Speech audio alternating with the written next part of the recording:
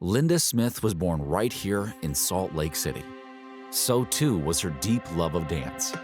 Linda's mom signed her up at Virginia Tanner School of Dance, and thus began a lifelong passion in the world of modern movement. No one expected that I was going to be a professional dancer, but I told them I was at age 4. That's what I wanted to do.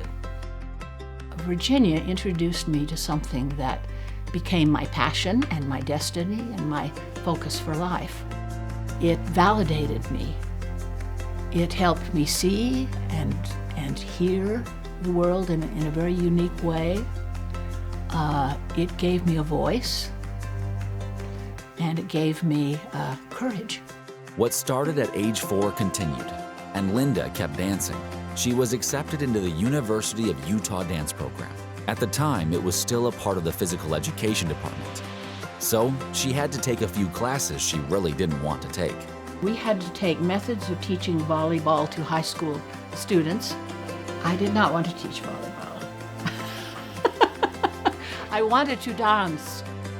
Elizabeth Hayes and Shirley Ryrie and Joanne Woodbury had really established a very fine dance department, and they brought in mentors and teachers of very high caliber. We choreographed, we taught, we produced concerts. It was a wonderful experience being a part of the dance department at the University of Utah.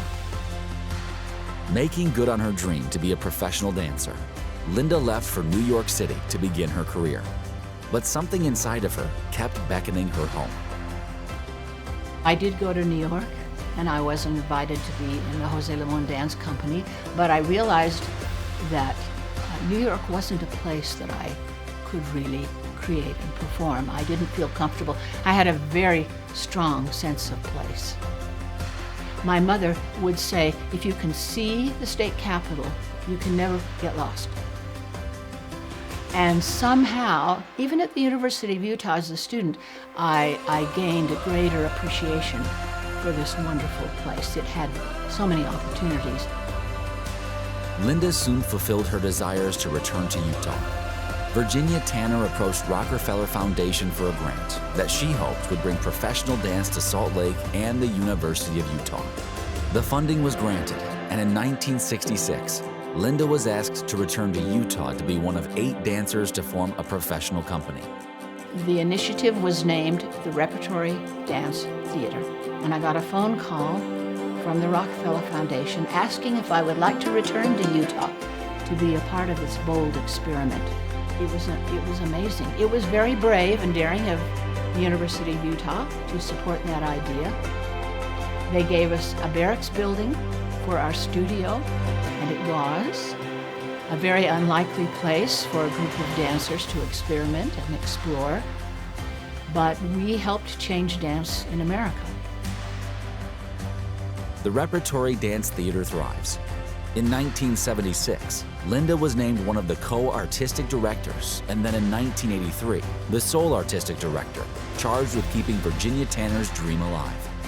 The RDT moved from the barracks at the U, found a new home at the Restaurant Supply Warehouse, and then through a chance encounter with Izzy Wagner, the Rose Wagner Theater came to be and is now home to RDT. It was a dream shared by small and mid-sized arts companies in Utah. And now everybody wants a Rose Wagner Performing Arts Center in their community. It's fabulous.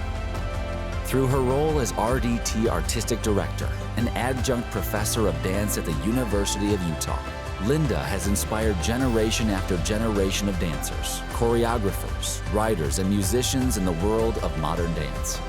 She has brought joy, beauty, and boldly pushed artistic boundaries in an illustrious career that continues today. I am grateful for all the wonderful people that have inspired me and helped me, mentored me. I feel so fortunate to have been blessed with so many opportunities and so many ways of developing whatever capacity I have. It's a joy to be alive.